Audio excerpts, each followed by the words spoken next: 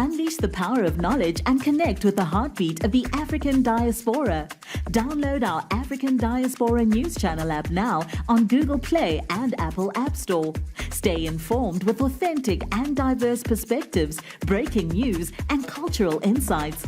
Immerse yourself in a community that celebrates unity, resilience, and progress. Experience the vibrancy of the diaspora at your fingertips. Don't miss out. Empower your perspective today. Search African Diaspora News Channel and join the conversation. Let me ask you a real question.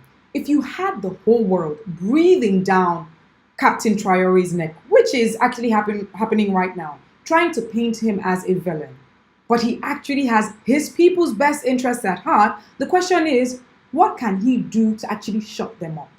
Like seriously, if you could make suggestions for what Ibrahim Traoré should do right now, what will your suggestion be? What will your advice be?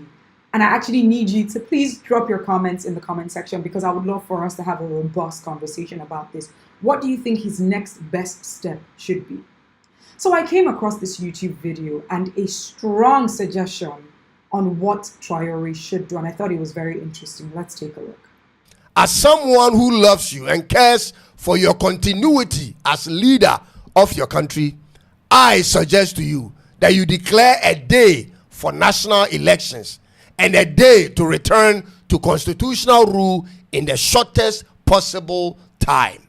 You need to get all your heads of government institutions in one room and make that declaration as quickly as possible.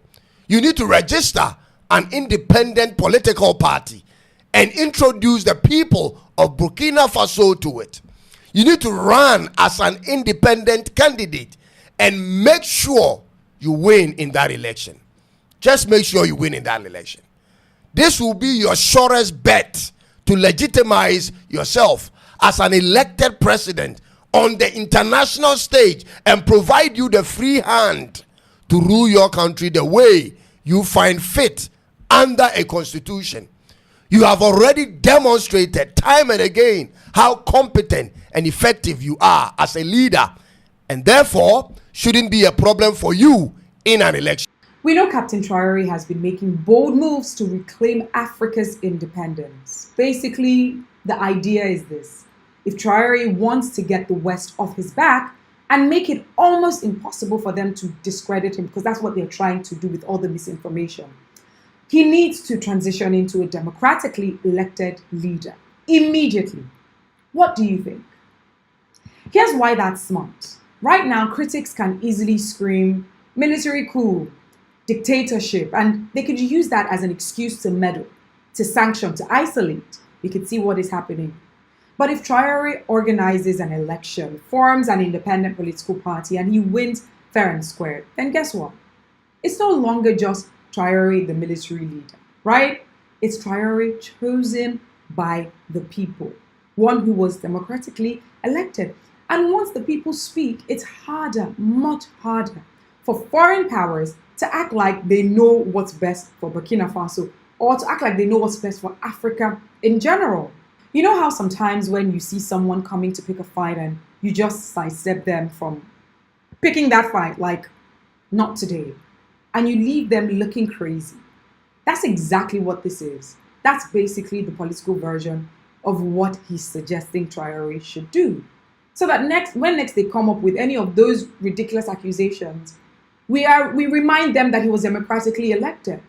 He even referenced Brigadier Ngume of Gabon, who went from military rule to civilian president with a 90% vote. The fact is, once you have the election stamp of approval, you're operating from a different kind of legitimacy that no one can really argue against. Now, of course, elections have to be credible. It has to be transparent. It has to be genuine, right? Otherwise, it just becomes another sham. And that's not what we're advising or hoping for.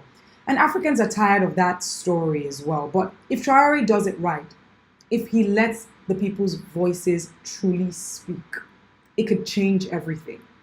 And I believe that it will be a message to the world that Africa is not just reclaiming its resources. We are reclaiming our dignity, our agency, and our right to choose our leaders without foreign interference. Because at the end of the day, real power comes from the people. always has, and always will. Africa is rooting for young African leaders who understand that freedom isn't just about kicking people out, it's way more than that. It's about building something that outlives them. It's about building something that lasts, that your people can own and can defend and pass to the generations yet to come. And that is what Ibrahim Traoré is doing. My name is Ify Igwe, reporting from Nigeria. It is the African Diaspora News Channel. What are your thoughts? Drop your thoughts in the comments. Don't forget to like, share, subscribe.